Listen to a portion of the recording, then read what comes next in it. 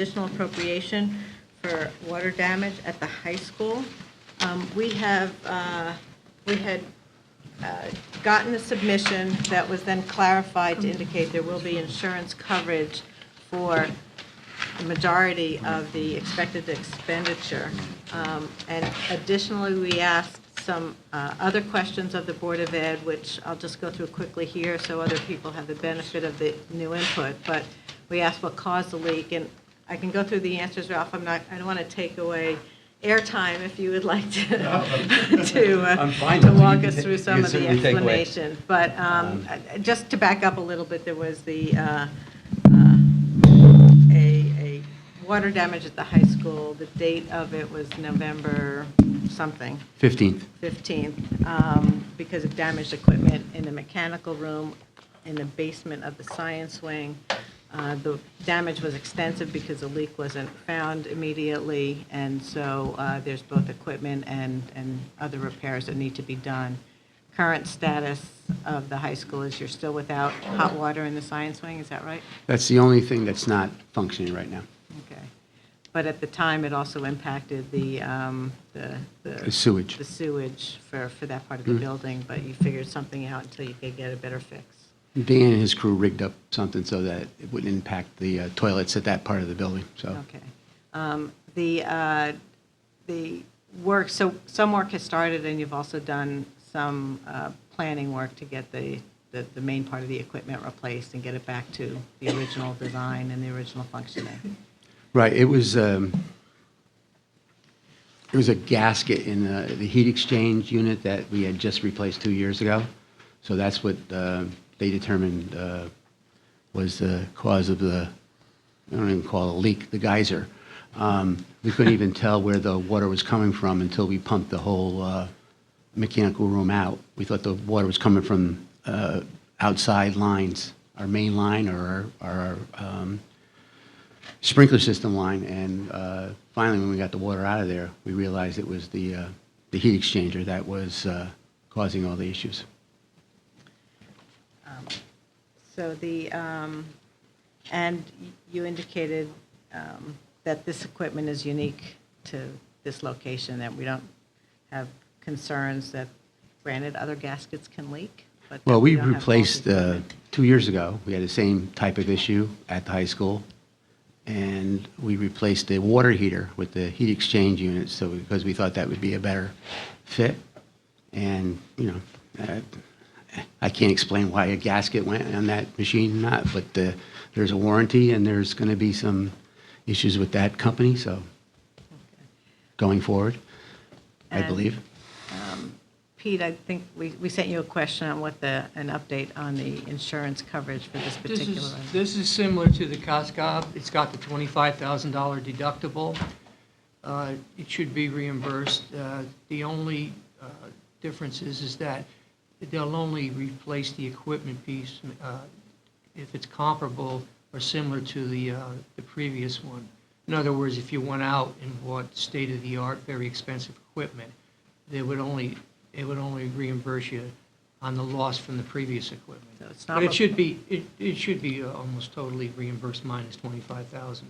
Okay. Are there any other questions on the particular item? Or are we good with the information we have? So, Ms. Parkinson? may I ask a question to Pete? So Pete, or Roland, to be consistent, sort of say, with our other projects, this one appeared, based on the information that Laurie gave us, to have, employee costs, overtime, et cetera, et cetera, et cetera, that were part of, her breakdown of the numbers that would fit with the bullet points. Like, if we go back to Superstorm Sandy or any of the projects we've had where we've had, both costs of, things that we need to buy as well as employee costs, have all those costs been run through the normal budget lines and then reimbursed from, an overall project cost that is then reimbursed by the insurance company? Or what is the actual process for tracking this? Well, if these are like overtime, for example, related to this particular event, then nobody gets charged to the project. Whether it's overtime like this, or whether it's a case of a construction project, police, traffic costs, they get charged to the project. I understand the project, I'm not questioning that at all, just the same way as all the Parks and Rec personnel or DPW personnel. But my question is, are they then run through the department? So, do we need to make sure we have the line numbers and the amounts so we can track these and differentiate that from the base costs for the fiscal year? So that, we're not just building up our budget, the base for, the budget considerations for the next year.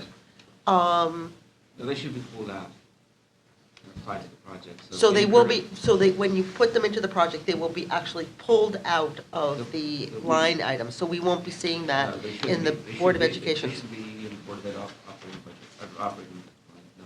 And then who is responsible to make sure that that really happens? Is Laurie going to be on top of that? Are you on top? Who makes sure so that we can, or Pete, so we consolidate that for the insurance costs? Because I remember how complicated it is, some of these insurance applications. You can't compare this to Sandy, because Sandy, we got a couple $1 million appropriated from the capital non-recurring, but you had expenses throughout the whole town. You had police, fire, the golf course, and it was tracked. If you recall from the controller's reports over the years with Ron Lally and Pat Marinan helped out, Right. they had to apply to the insurance company first and then FEMA. Well, I And understand that okay. part of it, But when the money came back, it went back into the different pockets. For example, the piece that came out of capital non-recurrent went back to capital non-recurrent. The piece that came out of the golf course went back to the golf course. And then the pieces of, for example, the police overtime was just, that went back into the general fund as insurance recoveries because it came back in subsequent years, not in the same budget year. In this case, to answer your question, Megan is working, my Megan, Right. D'Amato, the Right. risk manager, is working with Ralph and his staff to make sure that they're eligible costs. The insurance company is paying close attention to make sure, and they're doing like an audit, to make sure that the cost, whether it's custodial overtime or whatever, is related directly to this, and in the case of the Koskov damages. So to answer your question, it's really the risk manager working with Ralph's staff. And just, based on your experience, how long does it take to get an insurance reimbursement like this, whether it's for Costco or for this incident? And is it reasonable that just as a discussion like this at some point, maybe during the budget hearings, we just kind of get a catch up in terms of what's been reimbursed and what All right, hasn't been? there's three answers. First, you can't use Sandy because that took years. Well, Some of it was good. I've gone from Sandy. If you go, the second answer, Koskov, we've already got a $100,000 advance. We're in the process of getting a $400,000 advance. The third answer is I don't know the answer to this particular one because I don't think it's large enough to get the same type of advance. So I don't know how much they're going to hold back. But in the case of the Koskov, we've already got 500 approved out of the 1.9 million. Right, so it's about 25%. Yeah. So maybe, at the time of the, budget hearings during February, we could just get an update on how much from Pete, I think, but it will be coordinated obviously with the DOE. No, we'll do that. The controller and the risk manager will update you on a monthly basis. It'll be in the controller's report. Oh, okay, great, thank you very much. Are there any other questions? Mr. Mason? I think what Ms. Tarkington's saying is at the end, we're going to need a closeout. What's salary, what's 100 major object code, 600, et cetera. I do think we'll get that. I think there's one important thing here that I think is very important, and I would ask you as the chair to communicate with the RTM. RTM doesn't have a meeting this month, and although I think we're going to approve this, I think the full BET will approve it. It's still an interim appropriation. It raises the level spendings for these particular account numbers. And I just, I want to make sure the RTM knows we took it up in our normal schedule and approved it. And if they don't reimburse these accounts, some of these accounts could, at the end of the fiscal year, be short. So we have to just be careful of that. I just want to make sure that, there's a very clear understanding that when when they approve the interim, it doesn't matter whether your insurance comes or not. It's they're upping these accounts, so, there's no chance of at the end of the fiscal year of running out in one of these major object codes. That's all. And what we're expecting, just to clarify that, is this is an interim appropriation for capital funds. The Board of Ed has needed to work on this in advance. Are the dollars that they're spending in advance of the appropriation is coming from their expense, from their operating expenses. Once the RTM approves the interim appropriation, we would be able to then refund, if you will, move the accounts, backfill from the approved capital money into the operating money, and that's the expectation. Yes. Yes, so just to make that clear for everyone. And my point, I think, is because I think Board of Ed's going to go to the RTM cycle, so they can explain it to the RTM. We use current funds. We need you to appropriate this so we backfill to keep our accounting straight. Whatever the insurance is going to be the. Right, and any differential in that insurance coverage will come out of capital non-recurring. It's Yes. not going to come out of the Board of Ed's budget. And the insurance payment goes back into capital non-recurring. non-recurring. It doesn't go to the school board directly Exactly. anyway. Okay, if there are no further questions, can I have a motion to approve the, So Yeah. moved, and I'll do it as a routine item. That's okay? I think that's fine. Okay. All those in favor? Aye. Thank you. Thank you, Leslie. Thanks, everybody. Thank you. The next item on our agenda is GM1, it's GENS, it's a release of conditions for the contribution, $2,371,825. Dan, thank you for coming. We're going to get you swimming trunks for this job. That was cruel. I'm sorry. Seems every 3 weeks he's in the water again. Isn't he? They'll need scuba equipment. Scuba equipment. If you want a bigger I know. pool, ask for a bigger pool. Go right there. Okay. All right, good evening, thank you for coming, and for your always thorough report. What would you like to update us on GEM's first half of the year? Well, again, thank you for having us this evening, and Tracy and I were noting on the way over, this is the first time in many months we've ventured to Town Hall, and at A, there's been no traffic and it wasn't raining, so hopefully we'll continue our streak of good luck here. So you didn't do the lights and sirens this time? Huh? No lights and sirens Okay. today, just the usual. So I hope you've all had a chance to review our 6-month report. So believe it or not, we are halfway through our fiscal year. Just want to touch on a couple high points in the report, and then I'll see if you have any questions. As Tracy and I are happy to answer them for you, or if we don't know the answers, we will surely research them and get back to you. But through 6 months of our fiscal year, I'm going to start my review on page 13 of the hand number page. I'm not sure if my page numbers were overlaid by your full package, but this is the beginning of our narrative. And this will look slightly different to those who've been around a while. We have expanded this section of the report based on a recommendation from the Department of Health. And we've now broken out what we traditionally called our emergency response calls into 2 sections. The first being the year-to-date, what we're calling emergency response calls. And these are every time that one of our GEMS 4 stations, someone leaves our building. So year-to-date, we have 3,239 calls versus a budget of approximately 3,000. So we're about 239 calls over budget. The second section that we've now looked at here is what we are now calling the emergency response transport. So this is every time we leave the building and then transport one of the 911 callers to one of the local hospitals. And here we're approximately 20. We're actually 20 calls over budget year to date at 2,120 transports versus 2,100 budgeted for the year to date through 10/31. And the reason that the transports are important is these are the calls that we are billing for and generate patient service revenue for us. So we thought this was a nice comparison to show every time we receive a call versus the amount of calls that we're billing for. On page 15, which is our internal GEMS balance sheet and our internal format, not in the town format. A couple key items here. We continue to have a strong cash position through 6 months of the year, and I just looked at this. We will continue to be okay cash-wise through the end of the calendar year. The 2.46 receivable and other receivables, $2.5 million, $2.3 million of that is the town's second quarter payment, or second half of the year payment that we expect to receive.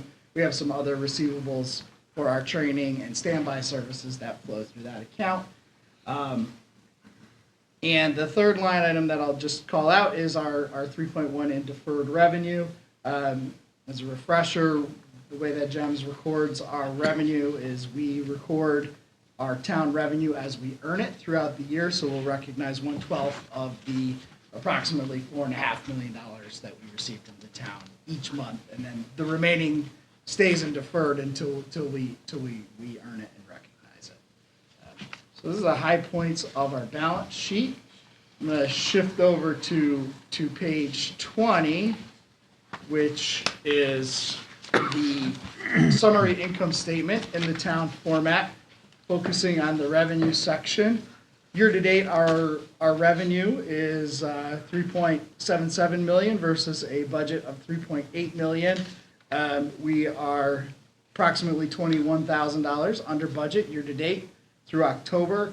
That is being driven by our patient service revenue being less than expected. We have noticed a change in our payer mix. We're receiving more, or we're answering calls and transporting more calls that are self-pay basis, and that is something that we can't predict.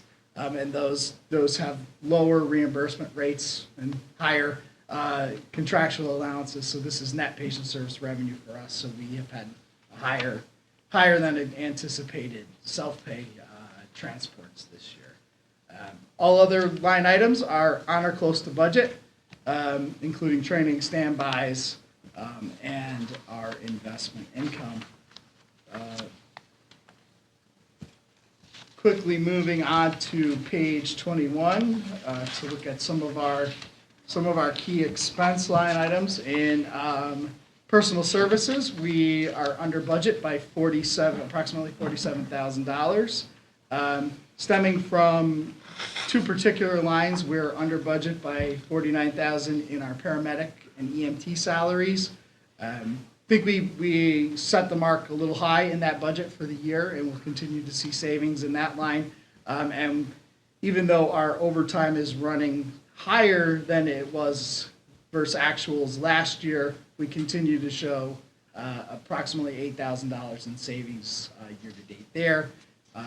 And the other key line item there is our professional service fees. Attorneys are slightly over budget by about $6,200, and that's the timing of some of our legal invoices that we expect to slow down as the year continues, and at the end of the year, we do not expect to be over budget with that line item. That's personal services. Then couple more key line items on page 22. Line 610 and 621, which are insurance, under budget by about $6,000 in our property liability and our workers' compensation. The main driver of that is our renewals for our property and liability. When we created our budget about a year ago, we had a 5% increase. Our actual renewals came in at 4% on our property and liability, and our workers' compensation renewal came in lower than anticipated as well.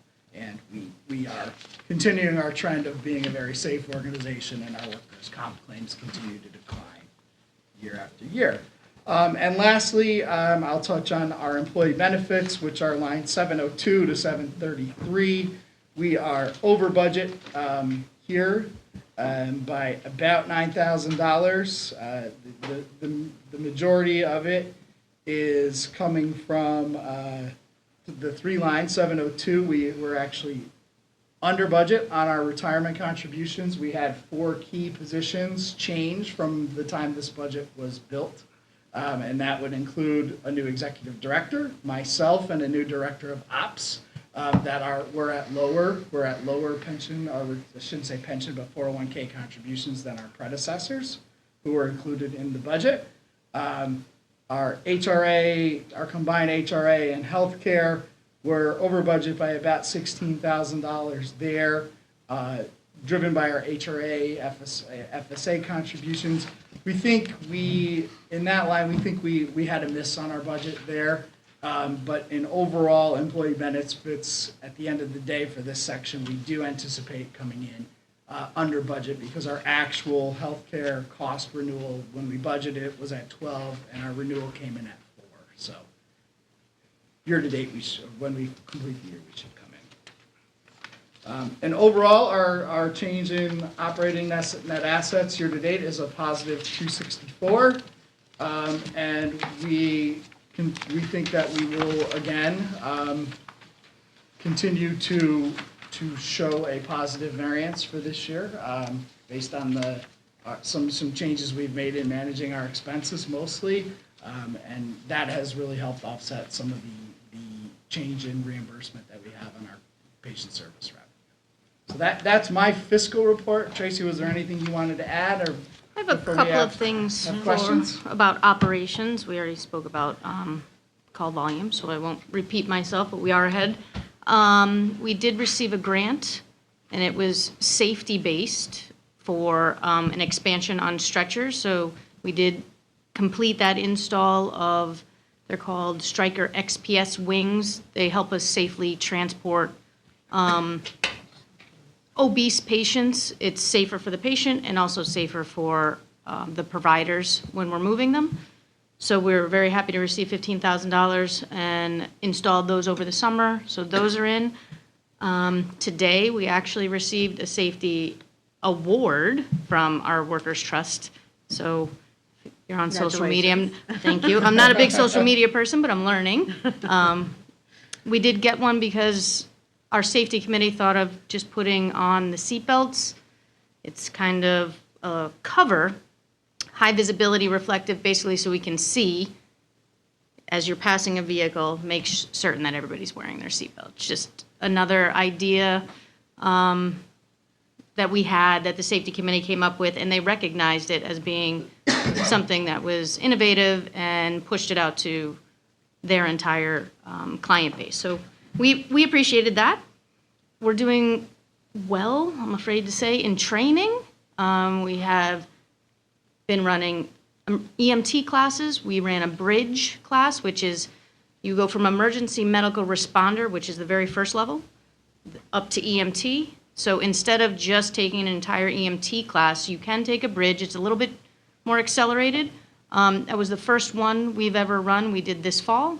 We graduated 22 students out of that while simultaneously running a full EMT class. So that was great. We're going to continue to do this winter an EMT, an EMR, and the bridge starting in January. So a lot of juggling, but we're excited about being able to take part in that. And along the lines of training, obviously we do tons of CPR training within the schools, within all of the town agencies. What we're adding to that is hemorrhage control. I don't know if anybody's heard of, it's really called Stop the Bleed is sort of the trademark. The state's trying to turn it towards hemorrhage control. We just started with the school nurses. So we're adding that into every CPR research that we do for every school nurse. Everybody that we train now will also receive hemorrhage control training. It's sort of sad for the reason why everybody started jumping on that bandwagon for hemorrhage control with all the mass shootings, but that's not the only reason that you would need to necessarily apply a tourniquet. But within 15 minutes, we can teach somebody potentially how to save a life. So we did add that in really the beginning of November. We just started, so we're happy about that, and otherwise, that's pretty much where we are, just responding to calls. Does anybody have any questions? Open up to questions. Mr. Mason? Maybe this is a little bit more formal. Is this the first time we've seen their financials in this form? No, that was requested a number of years ago. We don't see it that way in the budget book, though, do we? Well, the budget book is just one line, but when they present their budget, it just looks like our budget book. Because not really, for us, that's easier. And I have a question, I want to go back to page 13. Yes. So, category 1 emergency response calls, that's your total. Category 2 is included in that total. Correct. Okay. Yeah. Gross and net, from a billing perspective, if you will. Questions? No, that's Nothing. good news. Nope. Thank you, terrific. So Thank Just you. the trend that you're showing here for bad debt, which you say is kind of an increasing trend, not just for you, but for everybody, as healthcare options change for the individuals, is it a continuation of the trend you have, or have you seen a spike in that? It's a continuation of a trend, and what we're seeing is, while our overall accounts receivable, and we did add a new model on the bottom of page 14, where you'll see our overall accounts receivable net has really only grown by about 40,000. If you look at the breakout, the self-pay column has jumped significantly, almost 80,000. So all of our other categories are down, our self-pay is up, and what we're seeing is more and more, just like you or I, who have a traditional employer, they're switching to high deductible plans. So if you will, we'll bill the insurance company or Blue Cross $1,000. They'll chip in their $150, and then the patient is left for an $850 balance, whereas before they may have had a $100 copay. And we're seeing that continue. That's not just us, that's any medical provider. It should be experiencing the same thing. It's something that we're monitoring much more closely now. We're really looking at our mix. But again, we're at the disadvantage of being a 911 service. We can't necessarily check insurance cards before we go or say we don't take that insurance. We have to go. And it's one of the inherent risks Just that we have. swipe the MasterCard down, the doors to open. Yeah, that's not good public service. Okay. But we do our best, and we think that having our billing in-house has really helps us with that. We're able to bill very quickly and timely, and it allows us some navigation around creating some creative payment plans for folks who maybe not be able to afford the whole balance all at once, but can work out a payment plan. But you are billing promptly. We do, yes. We And bill you're, within. and you're still using collection agencies for some of the bad debt? We do, yes. We do use 2 agencies, but it's a tough balance for us because the majority of our clientele are town residents and do have a vote in the budget. Right. Having the flexibility and being able to do it internally Sure. allows us to be a little bit more lenient and Yep. less harsh. Prompt billing is very important. Very important. Okay, no further questions, so can I have a motion to, Seconded. This is only recommendation. it's a recommendation to It's the a full. release. To full BET to You can't release. Yeah. Only the BET.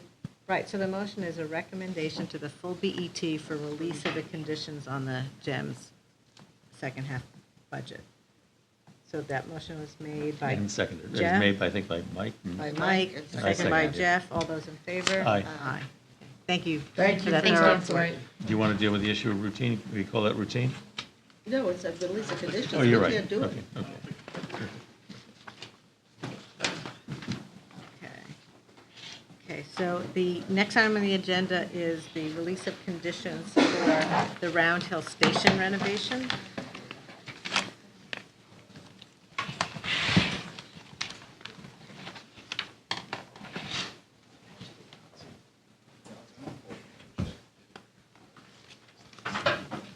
Hey, Bob, how are you? How's it going? How are you?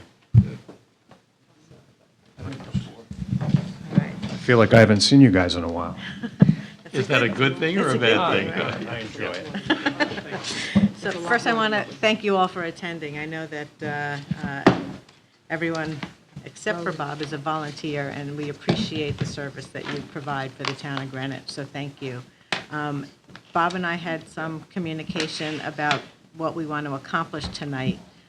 because this is,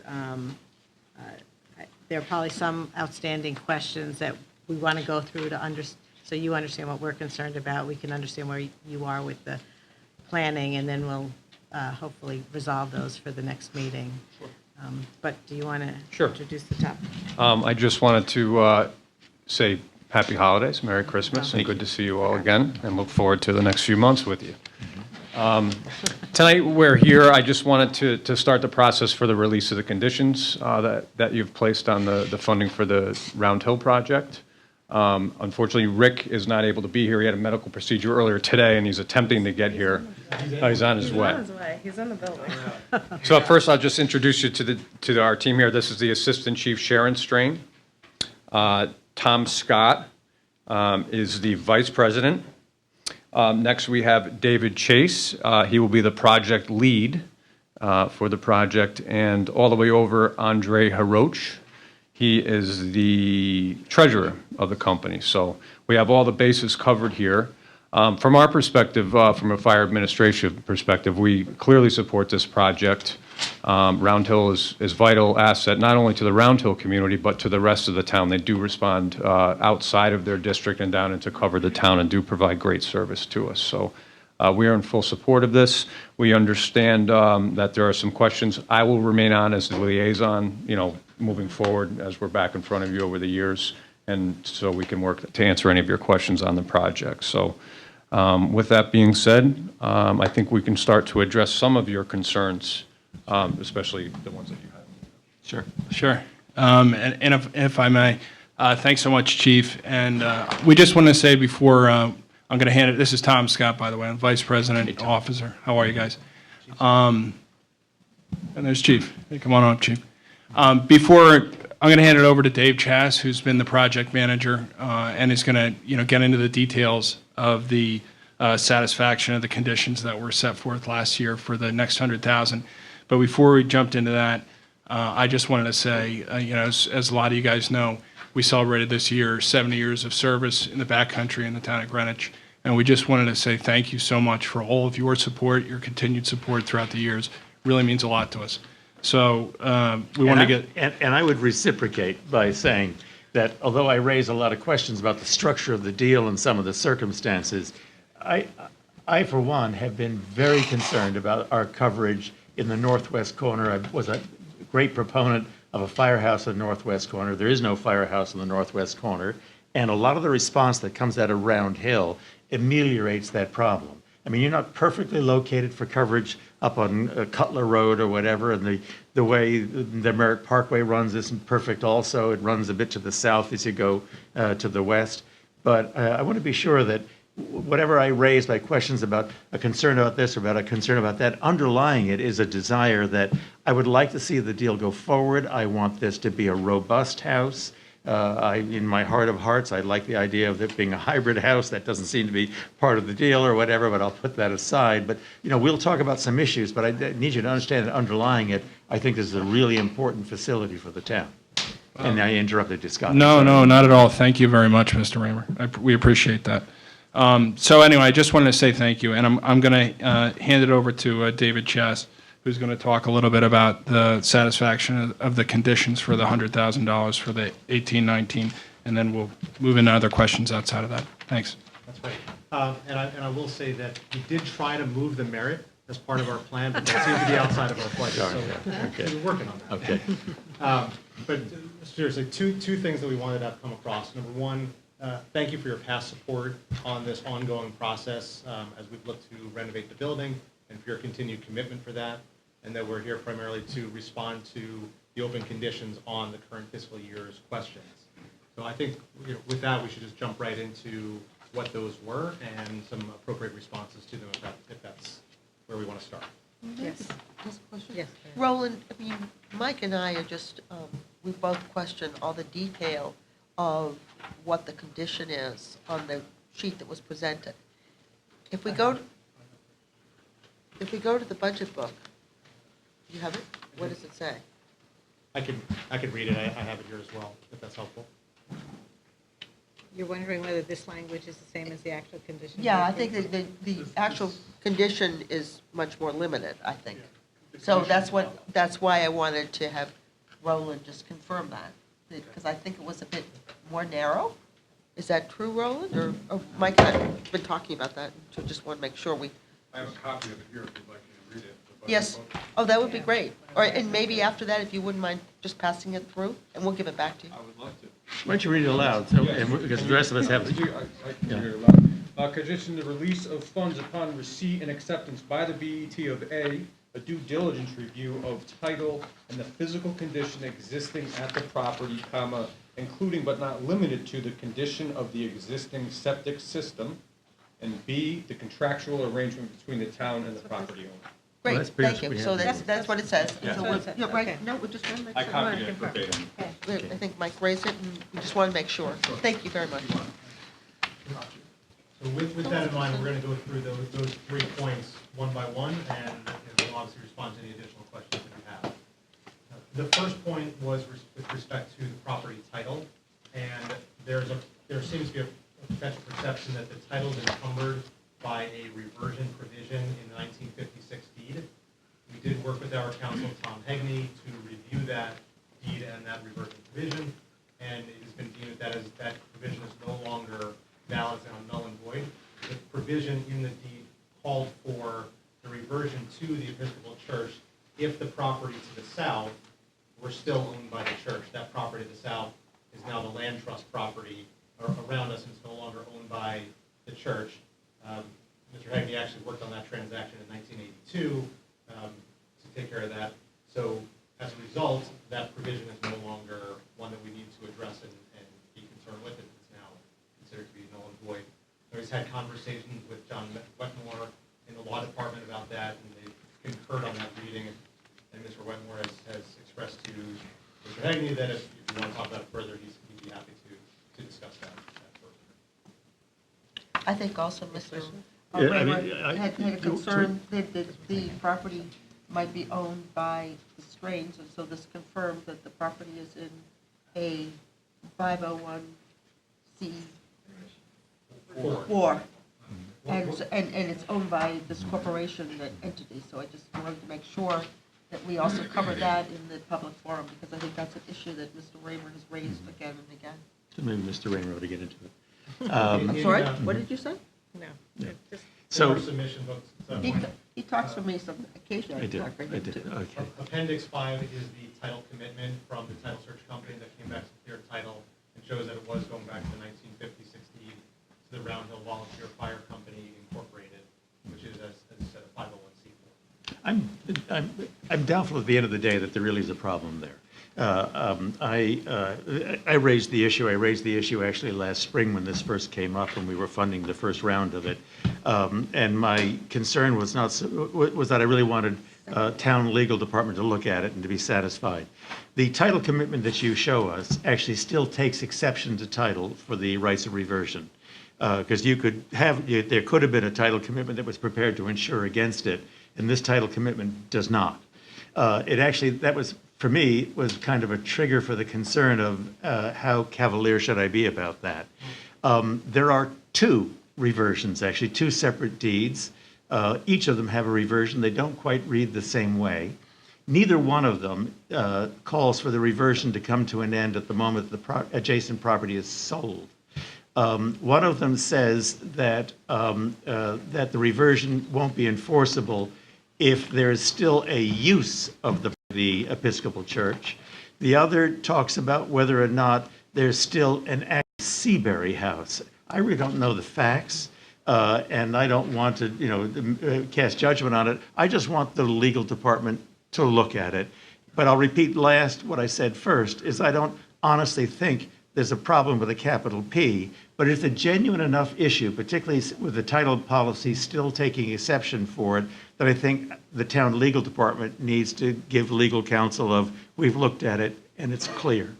The letter that you show us from Attorney Hegney, who has my greatest respect, but I would point out to you that he opines only as to one of the 2 recorded reversions. He doesn't speak to the other one. That might be simply an oversight, but I did note that he opined that the problem is null and void, but only as to one of them. He didn't say it wasn't null and void to the other, he didn't speak to the other at all. Yeah. It's my understanding that the prevailing deed is this one here that's in Appendix 4 of what we provided, and that is the one that it refers to when it's no longer in use by the church. You took title in 2 parcels on 2 different dates, and the reversion appears in your deed for each of the 2 parcels. So you're titled to a chunk of your properties in one deed, you're titled to the remaining chunk of the properties in another deed, and each of them must have come from the church. I'd have to look back to see if that's correct, and each of them have this reversion in it. Lawyers don't like reversions. They're a nasty thing. And one of the problems with it is, although a little far-fetched, that a church could come thundering forward and say, you were out of business for 82 days in 1972, and I'm invoking my right. And then it would be kind of a hard court decision for whether or not a court thinks it's fair to come on an ancient history thing. And yet reversions can be triggered for things that are past history as well. But I don't think in the end of the day it's going to be a problem, but the legal department needs to look at it. So just for clarification, so I know that Mr. Hagan and Mr. Wetmore have spoken about the issue. Would it be appropriate for us to request that Mr. Wetmore put something in writing for the BET, or is that something that would be done internally? As we go forward, we'll ask some questions. We will get that Yeah, opinion from we Mr. Wetmore. shouldn't oblige you to start to create our dialogue with it, The dialogues are hard enough as it is. Sorry, thank you. I'd just like to make a comment here. Seabury House was the national home of the national bishop of the Episcopal Church. And so, it was a very large property, and many, many, many years ago, it was divided down into 6, 7, 8 parcels, maybe 8 parcels. And so, that property was developed decades ago into these many different parcels, and the Episcopal Church long ago left Greenwich from anything like that. So We have a path forward in the sense of, The to 1982 transaction. We're not going to solve this one tonight, but it's going to be solved. Yeah. Okay. Did you want to go on and talk about septic, for example? Move to the septic system and responding specifically to the questions. So the original condition, what we had performed, and you see in the book, is the inspection of the system, which shows that it is a functioning system. We had extensive conversations about the definition of functioning. As the engineers, Me too. As the engineers put it, when it comes down to the legal definition, there's either functioning or failing, and there's no gradations within that, and thus the terminology that was used for that. However, there were some additional questions that we'll run through. Then the way that the system is set up, and again, it goes back to the original deed, is that there are 2 parts of the septic system. There is the leaching area, which is on the neighboring property, but the septic tank and pump chamber on the Round Hill property. And the leaching fields are deeded, they have a deeded easement there in perpetuity that is not only for the fields, but for the maintenance of that property in perpetuity. And that can include necessary improvements as well. Our system is working properly. There was a notation on the inspection report about an issue with effluent reaching the surface. A couple things there. First, it is not coming to grade on the firehouse property. The fields are quite a distance away from the firehouse property. The neighbor who owns that property, their leaching field is failing at the moment. And we're in conversation with them to bring back their septic inspector to look at that. So the effluent is coming out of their system and has reached grade within the leaching field area, but not into Round Hills leaching field or onto our property. just to clarify, so there, on that neighbor's property, there are 2 different leaching fields, theirs and yours? Correct. And ours is deeded in there in perpetuity, so we have access to it, we can repair it, we can expand it, whatever the case may be. Okay. And right now, our system is in fine working order. Fine Anything working that order. we require, including expansion. All right. Do you- Can I speak to that? So the solution is very similar. I'm sure there's a solution out there. I'm not a developer, so maybe I'm mistaken about this. There may be some among you who have more experience with that than I do. But from my limited experience with it, typically what one is doing is when you're planning an expansion of a building, which adds a few additional beds or whatever, that will dictate a size and capacity or capability of a septic system. You come onto the property and you do perk tests and the like to get an idea of what the soil is, and the demand plus the perk tests indicates the size of it.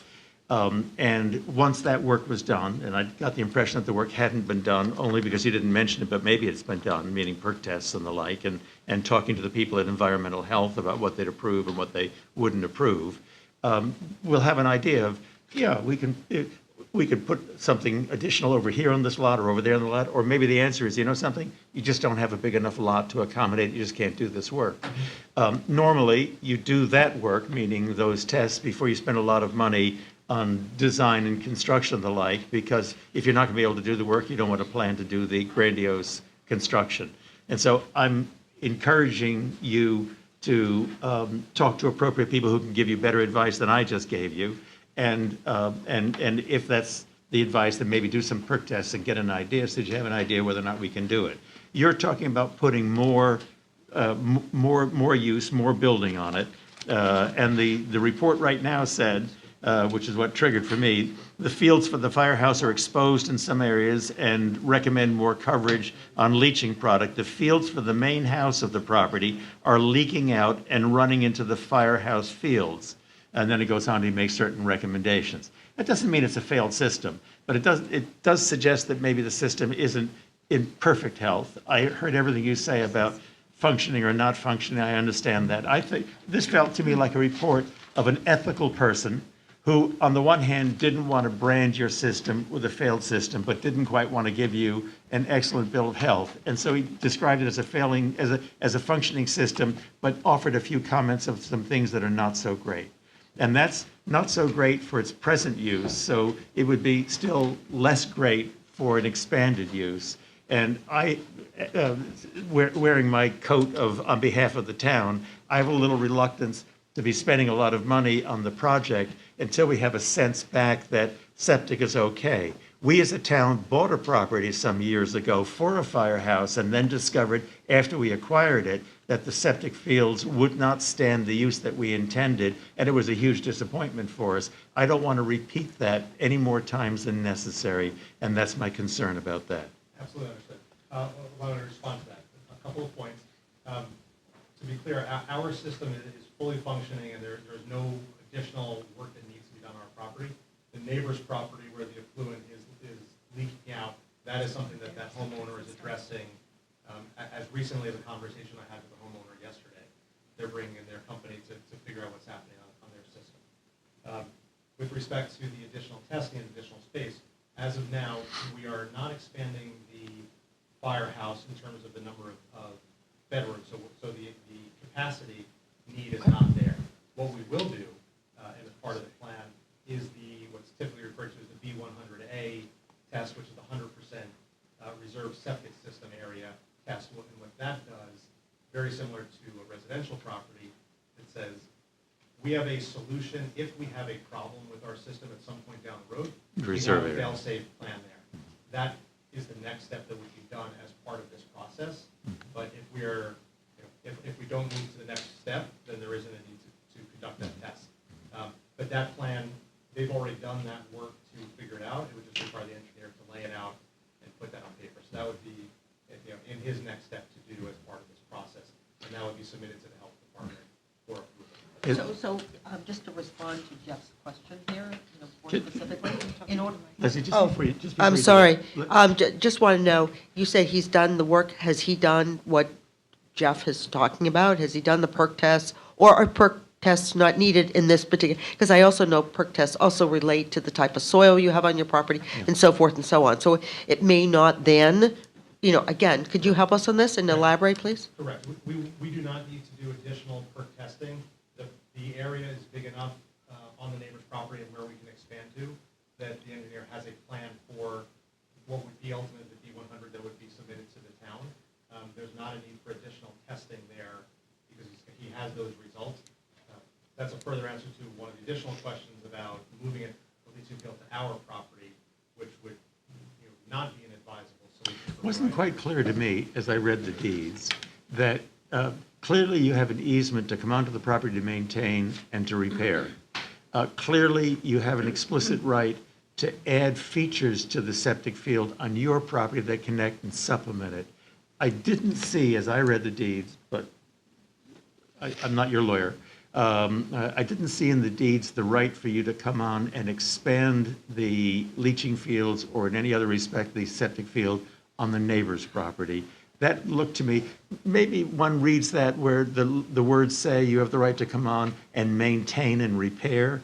I'm not sure I view maintain and repair as the right to come on and make something bigger on the other guy's property, but, whatever. I'm in the same place there as first I'm only one member of the BET. There's 12 of us. But I'm in the same place there as I am on the title issue. This is not my area of expertise. I will look to people on our own side of the ledger, meaning a fellow like Al Manelli or other people like that, to say to us, does this work, Al? Is this sound? Is this okay? Tell me what you think. And if an Al Manelli is telling me, yeah, it's fine, my objection dissolves. And if he says to me, I'm not comfortable with this, then I have a problem. And the additional language that's in there talks about the opportunity spent is it allows for the system to be repaired and maintained without limitation, and that's the language that allows us to do it. We've had those conversations with the neighbor, And he's okay with it? Oh, well, And okay. just trying though to keep the discussion on track, because when we look at what these conditions are, the condition and how they got there, the conditions of the existing septic system. So it's related to whether the Round Hill Fire Department can move forward with a renovations, not a specific plan. So I would assume, I don't know yet, or I don't know if in your planning you've gotten to the point where you know that you have to expand the system, or that there is an impact on the existing septic. To me, there's two different things. If the latter answer is yes, if you find out you can't expand, my guess is you'll come up with a different renovation or something that would then fit within what you're able to do. Yeah, I have huge respect. I have huge respect for the chair, but I can't agree with that. The condition is conditioned on a due diligence review of the physical conditions existing at the property. And if there's conditions at the property that we're looking at construction of something for which the septic won't be a functioning septic, that's a problem. That's not a condition met. And I don't know that to be the case, but we're going to find out if it's the case. So, And to respond to that, we do not have a need to expand the system. The plan that's in front of you, including the architectural plan, does not contemplate the need to expand the system. If we were, in theory, if we were to add or enlarge the building and add 3 more bedrooms, then we would need to enlarge that system, but that's not part of the plan that's being submitted. Just to ask the question that Jeff would ask in a minute, which is, has that been determined or confirmed by the town agencies, the Department of Health that review environmental health. environmental health, that review the septic requirements for So- building projects? That wouldn't come until we were actually submitting the building permit plans for that process. But what we would do affirmatively is to go do that B100A, the reserve septic system plan that says, and that'll be part of the submission process with building permits and the planning and zoning requirements to say, if we were to build this, if the system were to fail, whether it's a day from now or 15 years from now or 20 years from now, here's where we would put the replacement system. Okay. And that would be part of the submission. Next. So first, I would like to thank you for such a detailed package. We don't normally get these kind of detailed packages from any town department. So this is actually a thrill to see something like this. So I want to thank you very much. I also want to thank you because, again, you're the only volunteer firehouse in town. The other volunteer firehouses, companies, have the advantage of having the town develop their facilities for them. So, we also recognize that, you normally run a firehouse, you don't normally run construction, and I think this is a very impressive package to do that. I do have a concern, though, that I would like to raise, because it's not in the package, and it certainly isn't in our conditions. So again, the first 100,000 has no conditions, as we know. But as I look at this, and your very accelerated plan, which I think is great if you can keep to it, what do you plan to do in terms of how are you going to balance the operation of the fire company, which is so critical to us, and go through these construction phases? I mean, what you haven't shared with us in this detail package, which has nothing to do with our conditions, but it will, you know, the Round Hill Fire Company is important to us, is how are you going to do this development at the same time serve that neighborhood and part of town? Is there a plan on that? There is, and I think it's an ongoing process, but fundamentally, when we're ready to begin the areas of demolition that needs to happen, the watch room would have the potential to move to a temporary facility similar to on our property right now for the last, I don't know how many months. There's been a trailer for the construction work that we've been doing on Round Hill at the bridge there. So we have the ability to put a temporary structure there to operate the offices out of and for the communications efforts. I think in conjunction with Chief Kick and Chief Strain, we would work out the plan with respect to the trucks and the bays. The nice part is the work that's being done is not really touching the apparatus bays other than cosmetic paint and new lighting and things like that. So those trucks will be able to remain in place, assuming that's acceptable with the town. So that won't affect the operations from that standpoint. Is that? Thank you. My last area of concern relates to the structure of the contract. And this is very difficult. I mean, you didn't have a contract ironed out with the town, and so you cobbled something together so that you could make a presentation. And you're not saying to us that that's the only deal that you do or whatever. That's not the flavor of it. But nevertheless, from my standpoint, there's elements of it that are a little hard for me. They really break down into two principal areas. One, it's a large amount of town funding coming forward. There's even the possibility that at the end of the day, it could end up to be virtually all town funding. And the structure of the deal is this is Round Hill's game. Town, sit down, move over to the sidelines. This is not your game at all. We'll handle this. And I think that that's a hard business decision for the town to make, whether or not they're okay with that. That's worthy of some debate with whether or not the town either the town wants to take the lead in controlling it. It's very hard for the property owner to start turning over the control of the construction on a property that the town doesn't own, you own. So that, that's an issue. But on the other hand, the town then has to become comfortable with no control, no say-so, just write the check and you'll spend it as you see fit. I think there needs to be some moderation that needs to be dealt with there, and I'm going to leave that also to be handled by the legal department. The second. Can I just ask a question on that? Because you referred to there's the potential for it to be all town funding. I think we would love if the town wanted to pay for 100%. So let's talk about that. That's actually a good segue for you. Thank you very much on my second point. The deal came to us at the outset under a general understanding of kind of a 50-50 partnership. And 50-50 meant kind of 50-50 on the funding as well. Your funding is not my business. I'm not going to ask any imperious questions about things, but I do respond to some of the things that I see in the materials you gave me. So you mentioned that so the project is $1.8 million plus, including a contingency. So I guess you're talking about something of 900 plus for each party. I wanted to frame that 900 figure. You said that your fundraiser this past year generated $50-some-odd thousand. I don't have the right page in front of you. $50-some-odd thousand, 80% of which was profit, which means that your cost of running the fundraiser was the other 20%. So it means that your fundraiser raised net $40,000 or something, some number in that neighborhood, 40-something thousand dollars. Then you said that you're not really quite free to be using those funds at that moment. You still have 2 more years of payments to make on your last acquisition of an engine.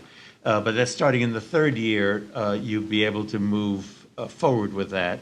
So that's sort of cueing me that, well, if I thought I had a partner there who has the $900,000 raised and in hand, which is normally what the town has done with these public-private partnerships, we've required and expected, et cetera, that the partner was going to make a demonstration that they have those funds under control.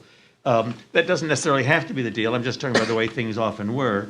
In your paragraph 4.1, you say, in the event that Round Hill Volunteer Fire Company is unable to pay its share of the project expense or any other event resulting in the financial insolvency of Round Hill Volunteer Fire Company, RHVCC will provide Town of Greenwich with written notice of its inability to pay, and the parties will try and work that out.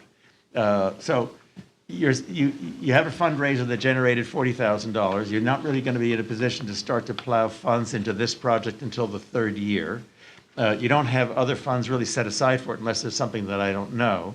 And you're mentioning in the contract that if you can't come up with your money, the parties agree that they'll have a good faith conversation with each other, try and resolve it. But the town's money, the $1.2 million you're talking about, that's going to come up front. And so I need to give some consideration to, am I comfortable with that format? I'm not saying I'm not comfortable with that format, but I'm saying you've given us some things to chew on there that are worth our thinking about. Okay. So a couple of points of just clarification, perhaps some misunderstanding. And indeed, I may have misunderstood, which please correct me. Don't be brutal about it. Yeah, great. We would absolutely love the 1.2 million upfront, but it's not what we're asking for. As the 15-year project plan shows, it's 100 for last year, 100 for the current year, and then 250 for the next 4 years. 200. 200 for 5 years. 200 for 5 years, excuse me. So that would be paid over several years. Our point, from our finance side, I think there's, again, a misunderstanding there, and I'll ask Andrew to speak in a moment, but on a very high level, we have in excess of $140,000 of cash on hand that's in our renovation plan. The fundraiser money is able to be used this year. That is not connected to the truck payments.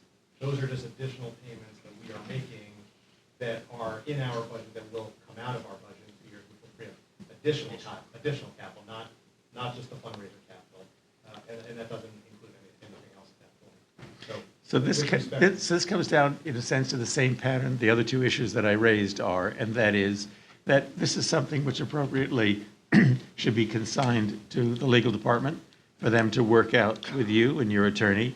And I'll be looking forward to coming forward with a proposed contract, which our law department is saying, we've worked it out, we recommend it. It's our business decision, but the lawyers say, we recommend that. And I'll be ready for that. On the contract, what is the process from the town side of negotiating this contract? Is it just lawyer to lawyer, or is the lead the fire department? Well, we're just in liaison, to communicate with you guys, but they have an attorney, Hagney, and we actually have a meeting scheduled for tomorrow at 10 a.m. But who's on the town side of it to represent town issues? Wetmore. So our counsel, Tom Hagney, has been speaking with John Wetmore as special counsel here with the town. They've had this conversation. There was an original thought that there most likely was an existing template back from the Banksville Firehouse renovation. I saw that. It appears as though nobody is able to find any documentation about that process. What a surprise. And so again, Mr. Hagney and Mr. Wetmore have been speaking about conceptually about how to find something that everyone's comfortable with. And I think the expectation of both parties' conversations were we're looking for an equitable agreement that's really protecting both sides. On the one hand, our ability for the town to recapture money that was put out, should we reach a point of insolvency or something else happens, is important to the town. From us having it documented, the town is committing the funds to the project, allows us more flexibility in the way that we manage our portion of the funds as well. So I think there is an understanding between the two councils to draft the language, and we were asked to put together the first version of that for them to sit down and work through it. So my question is that my experience in negotiating contracts is you have lawyers who can deal with resolving problems or figuring out how to address certain issues, but it's usually driven by a management, a business concept that's good for your organization, good for our organization, to put it that way. And I was asking who is driving, who's making the decisions on the town side of what's acceptable in terms of risk and those decisions. Okay, the law department's not a management department. That causes me concern. I am, but the decisions in the contract have to be driven by an individual. This is not Round Hill's issue, this is our issue, so we can talk about Fire further the department best way to reports to the negotiate first this. selectman. This feels like a conversation we should be having with Ben Branyan. Well, I do think that, I'm not sure Ben is the right person, but I do think Leslie is right on. I mean, we need someone from the town who can represent the issues that we'd be concerned about. I mean, one point that I would like to make sure is on point 2, that the money is going in, pari passu, just as the way we agreed. I don't really see that there. Some of this other, I think you've put in here to try and, looks more like a commercial agreement. We wouldn't even normally see some of this in any town in Greenwich things. So you've given us a lot of things that now Jeff is thinking about that we've never really seen before in some of our town contracts. But, There wasn't a lawyer out and said Perry Passu was a French dessert, huh? So, I'm sorry, going in at the same time. So I do think, Bob, if you would, kind of at least work with these fellows from a business standpoint, from a fire department standpoint, I think this is what Leslie is asking, and clearly. We'll have a further conversation about what Right, the and if, expectations are. then there's information that we need to give to you or others need to give to you, but it's a fire department, deal. But we want the town, it to be fair for both parties. This is important to all of us to make sure we proceed. It's a great opportunity. The way we've operated so far is that they submit an invoice, it's a 50% agreement, they submit an invoice, once it's approved, we reimburse them 50% of the cost of the invoice. It's got to be an approved invoice, obviously associated with the project, and that's the way we've managed. So then that's the language you want to have in the document, And that's the and expectation I going think forward. these aren't controversial things. These are just trying to improve our dialogue here of how we work. We've already been following that process, so we can Right, reduce so that it's just, to writing. but I think at one point you thought maybe there wasn't even a document when we did Banksville. And do you remember how much we put into Banksville at that time? It was years ago, decades, maybe Mike could find that out. We formatted. He might even find the document. We formatted this plan and, to follow that same measure of Right. Banksville. Partial funding year by year and, to the same format. And then just to Jeff's point, there are times when, with our volunteer companies, because they are so critically important, it's like another arm of the town, that we have not necessarily required them to have all the money up front, but just as they're proposing it here, with their, the latest platform engine that they wanted to get because of the manufacturing, that was financed, as I remember it, and I think that's what you're talking about paying off. I mean, again, this is kind of a unique situation. I mean, quite frankly, if you can redevelop this project at these kind of costs, maybe we should be doing some kind of turnkey project on Byram and Old Greenwich and have them make an operating fee for redeveloping fire engine companies. Hire them to manage those projects also. Any further questions? Mr. Mason? I made through you to Peter Rowland. I'm sorry, thank you. Anything we need to do accounting-wise on this special? Anything we're doing? Are we running this through a capital project number where we have? It's a capital project. Okay, so that we're running it and counting for it that way. Okay.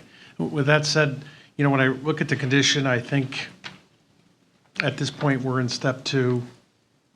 I think it's pretty clear before we get to the next year of the 250s, there's some more dialogue and more that'll take place, but I'm not seeing any friction. I see it working along.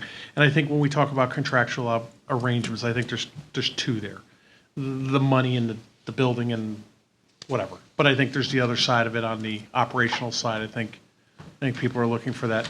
We must have an operating agreement with Round Hill for the last 70-something years, although we might not have. We may never have. But I think at this point in time, you know, the question I hear is who's behind the pushing the elephant into the circus tent right now? Who's driving this? Obviously, Round Hill Volunteer Fire Company is, and I would suspect on the town side it's a combination of fire department, office of the first selectman, town administrator, something like that, and then the law department and your law department's putting in there. So with something I'll call unique like this, we really should start focusing on clear agreements, clear questions, clear answers for this. But I do think at this point in time, we should proceed with this. We're going to be back in February doing budgets, and the next number will be in the next budget. So although February is right around the corner, but I think, I can't speak for the chair, but I think when you come back to visit for that, I think Mr. Raymer's points are well taken. I'm not an attorney, but I think this is a great presentation, better than we normally get with a lot of stuff. It's, you know, an outside entity, it's unique. But I think that's where we are tonight. I would just leave my support there with that caveat. So when we get to February, we really have to know who's at the helm, who's controlling what are the more specific details we're looking at. And I think we'll get there. So, Mr. Tarkington? so Mike has now mentioned February, but we have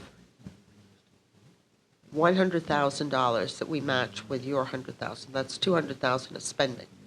How soon do you need the release of the second $100,000, or do you have additional resources that if we go into February rather than, say, January, that you can cover yourself and, you know, or do we need to really, I mean, it sounds like you're meeting on the document, whenever you said tomorrow or something, you're moving this ahead quickly.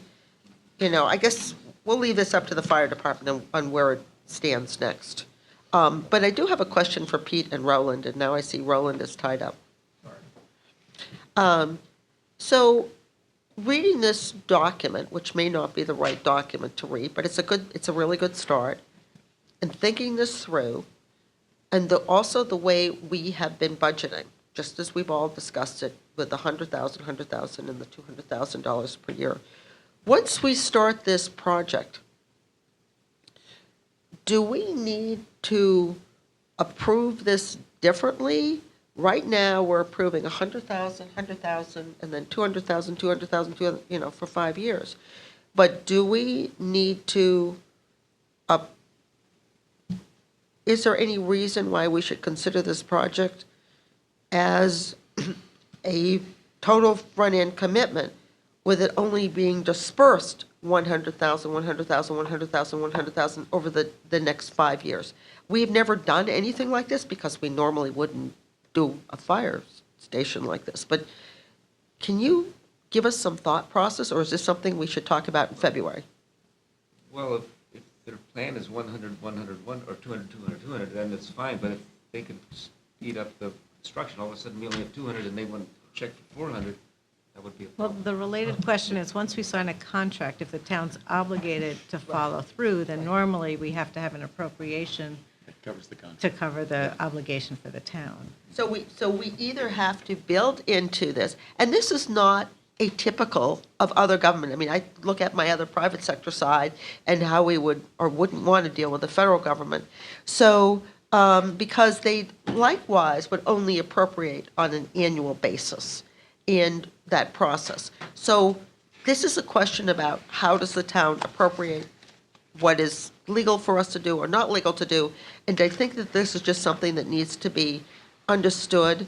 And if you can share that also with John Wetmore, if you're going to, you know, participate from the town side in terms of how we structure this, just to make sure that we write the document so we either have no obligation but the intent or something like this, so that it softens it a little bit from here, but that we continue to do the same process. Is this what you're thinking about? I'm not sure yet, I mean, but I think if I were Round Hill, I'd say once we start the project, they need a commitment that Right, Greenwich is right, going to right, follow right, right. through. I'm not sure that would be satisfactory to them, but it's all in how it gets worded, right? But I think at least it's something to consider now. Yeah. This is Andre Hirosh. First of all, thank you for all your comments. I'm the treasurer, and I'm going to act like a lawyer for a moment. Now, a common thread you've mentioned is the agreement, and I couldn't agree more, that we need to, we gave you the agreement. We expect that you're going to have some additional points that need to be added, and of course, we're going to discuss those and get those to satisfaction. But one of those is not only our obligations in fulfilling the agreement and our funding and all those things that we talked about, but we do need the town's obligations in writing. And we understand here we are with a 6 to 9 month renovation plan that's going to be rather costly, and Round Hill's on the hook for the whole thing, including the town's future payments. So we'll have our obligations, and we would ask that the town, if possible, would commit to those long-term payments over time. That's the only way we see this project happening. There, Ms. Overlander, yes. The full project was not approved in the budget, correct? Correct. We've approved two 100,000 planning Just months. to respond to your immediate question, there's no way that the town could enter into a contract that would commit to a long-term payment until that entire sum was authorized by the RTM. Understood. So if the contract is a condition precedent, to use a legal term, Great term. for the release of conditions, and the contract needs to specify that the town is going to be committing to a long-term payment, we're not going to be able to release the conditions until after the RTM budget vote on the budget, assuming that this project is even included. So I just want to clarify expectations before we leave today and understand if we're continuing on this dialogue, then you may not be seeing the release of conditions until after the budget. And that's May. That's in May. Okay, duly noted, yeah.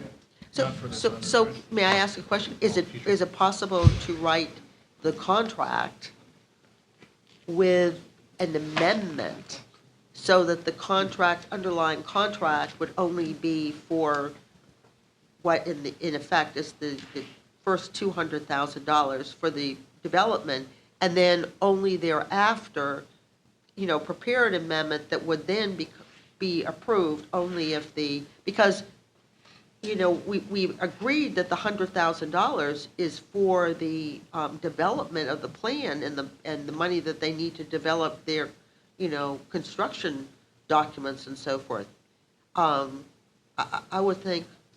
So it would seem to me, Leslie, that the way the town does the project and the way we authorize expenditures is not necessarily consistent with a fast track of either not-for-profit or a private corporation. So yes, one can write a contract that says pretty much anything, however, cannot commit the town to expend funds that have not been authorized. So in terms of writing a contract that could be executed at some point in the future that might satisfy the team members for a release of a $100,000 condition, that may not get to satisfy what you're looking for. That's the point I want to clarify. Okay, duly noted, thanks. Can you review just, and we can't solve the problem this evening, the timeframe, because you did want construction in May, so this may have an impact on what you wanted to accomplish. Well, it does for sure. What we're looking at now is if we have approval in the next fiscal year budget, let's say that this plan is approved when it gets discussed in March and April and then ultimately voted on in May. If that project is approved, at that point, we want to be able to get going, because if we spread this out over 5 or 7 years, that's not going to benefit anybody. But the construction time frame from start to finish is projected at 6 to 8 months. Add in another, let's call it 2 to 4 months for approvals through P&Z and Health Department and everyone else. We're looking at essentially less than a 1-year project. So if we get completed somewhere in the third quarter of 2020, we won't be reimbursed that money until 3 years later as we get into 2023 under the current funding schedule.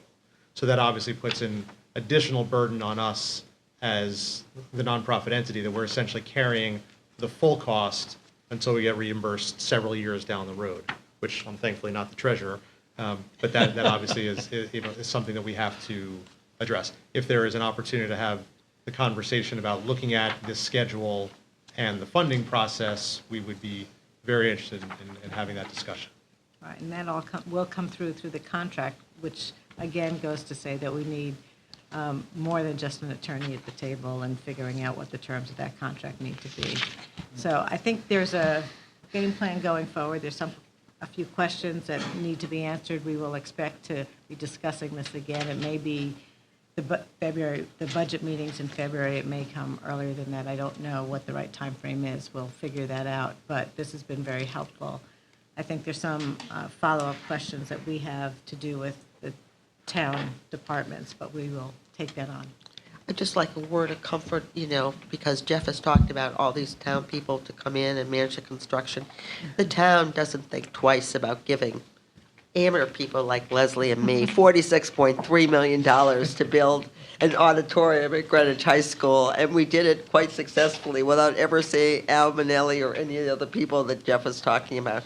But, we all obviously operate in a very, methodical, organized process and adhere to the regulations and so forth. But it would be nice if some of these people took on the responsibilities for all these projects. But they also have many other projects. And again, just at the beginning, I think, turn to Bob the way you have and keep up the good work.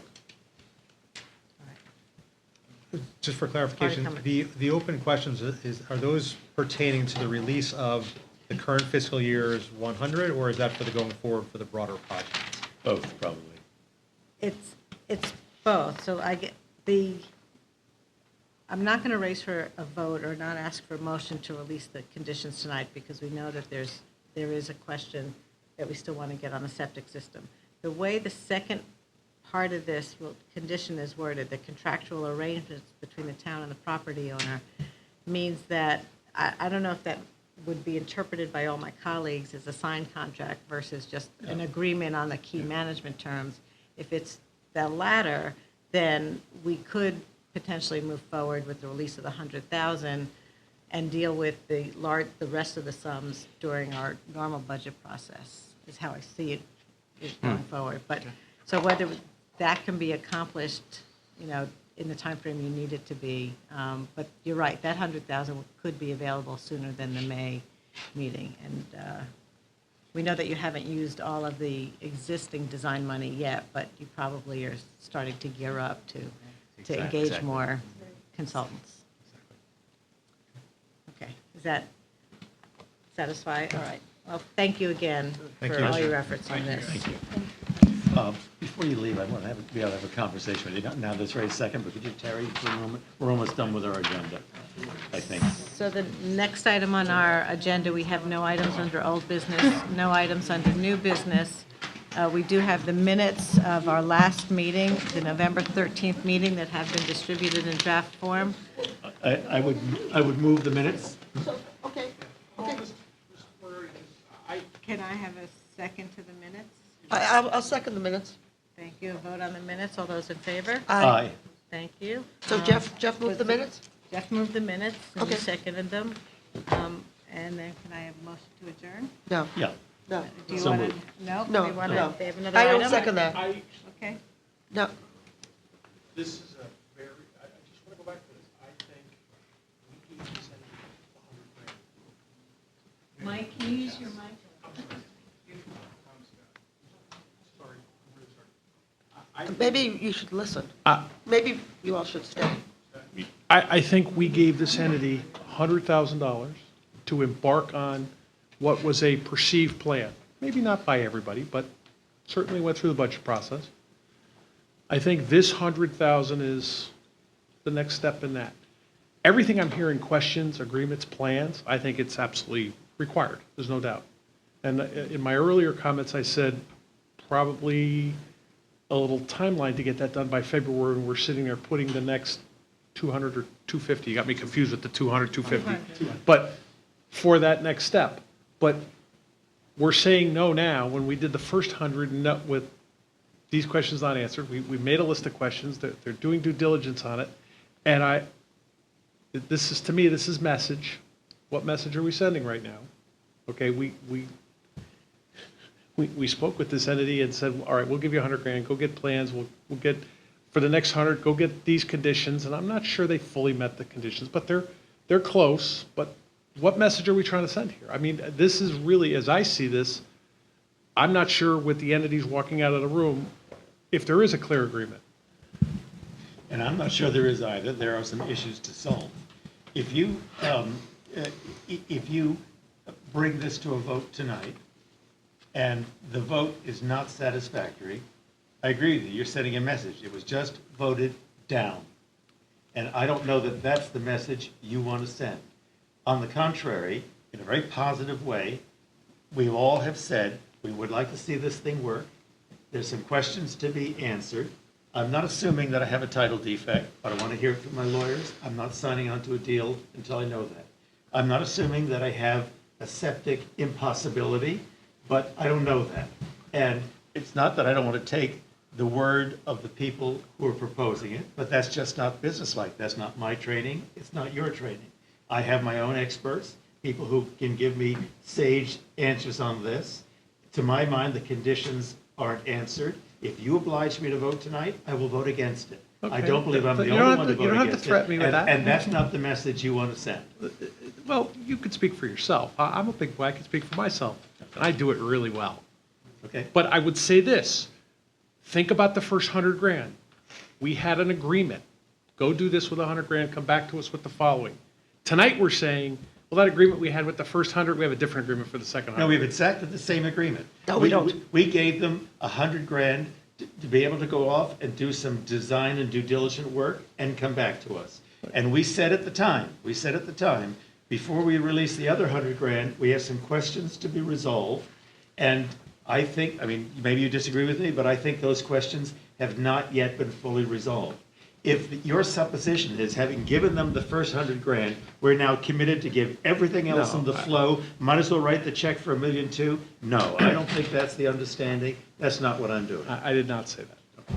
All right, so just to clarify my message, which would be, is we were supportive of the project when we approved it 2 years ago. We're in the same place, but we're now at the point of committing larger sums of the town's money, and we're just doing the job that we're hired to do, which is protecting the town's liability and interest, to make sure everything that if we're going to spend money in this area, that the project can be accomplished, and that our, whatever recourse we have, if necessary, is preserved. So I just think we're just doing what a finance board would do, is to ask for those provisions. I don't think I heard anything tonight that changes the support of the, or the understanding of the need of the project. And that's what I heard. So I'd just like to add here, there was a question about how is this organization and so forth. Again, we go back to our municipal code. Round Hill Station is District 6. And it's very much, within our own code. It's not separate, it's not, whatever. And what we're trying to do is come up with a way where everyone is happy. But, I asked one question, I think Jill didn't agree, but maybe just to release the first 100,000, we get a little more information on the septic or whatever. But it does sound to me that you call the homeowner is actually the land trust. And did the land trust actually go through the ZBA to convert that to commercial office, which it is, and it uses it all the time for big outings, events, and so forth. So my guess is there is an issue over there. But I think it's unfair to tie their issues into this firehouse. I would hope that this work would continue with Bob working the meeting you've got set up tomorrow, whatever, with John Wetmore, that you would be keeping Leslie, up to date on the progress, or all of us, if that's, this group, if that's what, everyone here, if that's what you want to do. And that, maybe that our other colleagues would be more comfortable by the time we get to our January Budget Committee meeting. But that all Bless you. decides, Bless you. on, I hope I haven't spreading anything I here. don't know. But, again, I think that, I find this absolutely amazing, and again, I've been hung out there on, this other project, and we're out there by ourselves, and I have great confidence that this project can be done, if it needs to be done. We need to let them So, go. anyway. I just don't want them to leave without a very clear checklist of what we're asking them for. That's my real goal here. All right, so. And I think that's important. So I have down the following things. And this is not necessarily this is the whole list, so just not what Round Hill is doing, but also what we on the town side would do. We want to consult with our attorney, the town's attorney, regarding the title to the property. That's number one. The septic, I guess you wanted to consult with either it's environmental health or our facilities on whether any what's the question that you have there? You want to know the status of the field, but it's only relevant if, I mean, I actually had assumed that they were going to be making some changes to septic and would be going therefore to environmental health. As I listen to what they're saying, I'm not sure that they're going to environmental. I think that they're making the assumption that they can build what they want to build. So you have, if I remember the plan correctly, 5 bedrooms across so the roof goes up and we get this dormer or whatever it should be that spans over the top of the bays to a structure on each side. And on the portion that's over the bays, as I looked at the plan, and sometimes you look at plans and they mark what's new and they mark what's existing, and I don't know your firehouse, so it's a little hard for me, but I saw 5 bedrooms across the back as well as other living space off to one side. Do you have 5 bedrooms now? We have the current 5 bedrooms will, Yeah. the current 5 bedrooms will remain exactly as is. and your septic we're is not rated, adding. your septic is rated for a 5-bedroom structure? It is. What we would be doing, just for clarification, regardless, we will still be going to environmental health because we'll do that B100A 100% reserve system that will be part of the building permit application. I don't know if it would be appropriate to go to them with that plan in advance of the building permits. That's a question I just have to ask if it, because there's an expiration date when you do the B100 test, and if you then don't do the building permit within a certain amount of time, it's a stale project, then we would have to redo that. But I would just have to ask that question. I mean, I would think for me, the moment that you went to environmental health and they approved a reserve area plan, that you have a space on your property that you could put the whole septic system and you could dump the existing plan septic. is. The moment you had that, I mean, to me, my issues are certainly gone. But it's But not. that's not the plan. The system would not be on our property. It would be part of the easement that's in perpetuity. We would keep that. Our property, between space accommodations, it's simply not large enough, and the soil is most likely not conducive for a septic system because there's some wetlands around there. It's been paved for decades, which means the soil compacted. So it's probably not suitable. And you've for it. said to me that the neighbor is prepared to allow you to put those improvements on their property. Yes. Because that, I mean, I don't want to do anything to upset that, but I mean, that goes beyond what I see in the deed, but neighbors are neighbors. It's a very neighborly act, and so there's been a long cooperative relationship with a rather strange septic system for all these years. But again, it's not a function of enlarging the system. What the B100 is for a replacement system. So it said, if the system failed at some point in the future, that system, the existing system would be ripped out and a brand-new system would be put in, and the plan shows how you would do that. So it's not simply taking. And you'd have some 50 square understanding yards with the and making it neighbor 75 square that they would yards. allow it as if and when that actually came to pass. And that's part of the deed that's in the easement in perpetuity. No, I mean, Because that's repair of the system. The neighbor is a tax exempt neighbor. He's it paying no doesn't, taxes. it doesn't matter who they are. Hold on. Yes is yes and no is no. The neighbor is not a tax exempt neighbor. What? Just Our fields are not on land trust property. They're on the next door neighbor. Private residential Thank you. piece that Thank you. years before, when Seabury House was in existence, all of this was one Right. property. So- As you said earlier, they got broken up. Every piece of property has been sold off. There's no more Seabury House entity in Round Hill. So, They're all So I'm way out of my pay grade on So- this. so- I have one I would question. want somebody who understands septic to opine that what you're proposing to do is permissible and works. That's all. And I'm not the person who's going to make that judgment, but I'm not going to assume that it's so until it's so.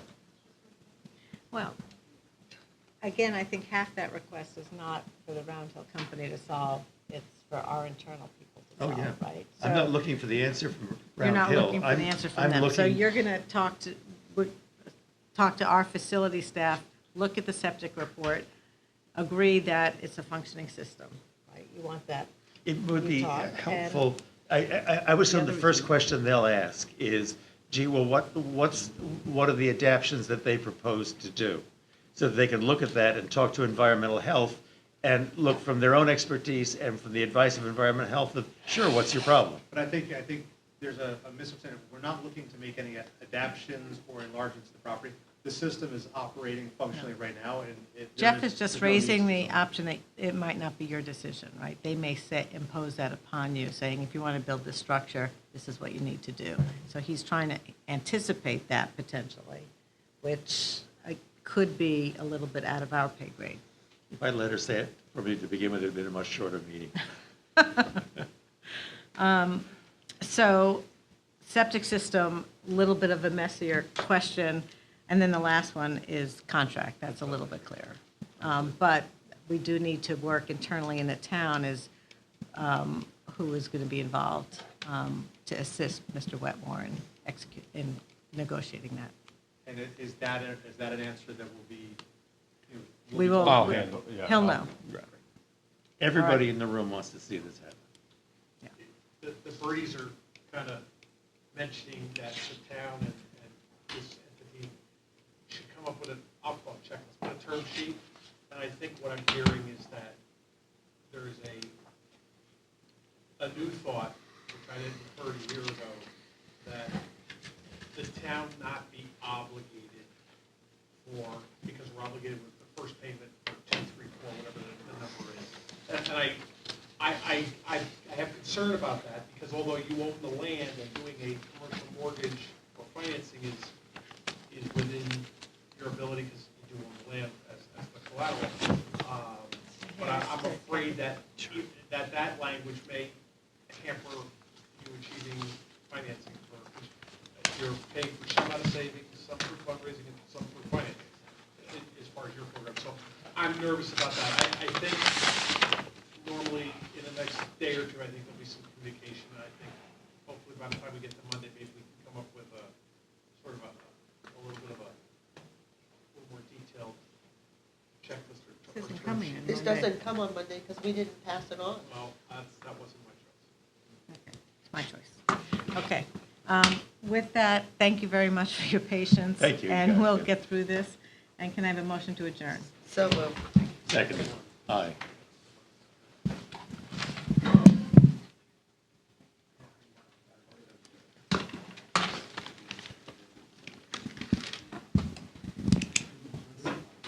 And I don't think we want to go there, is to have our attorney sign on their fees to say, what are they allowed and not allowed to do on the septic? Because I don't want to open that Pandora's box. No, but I want the advice.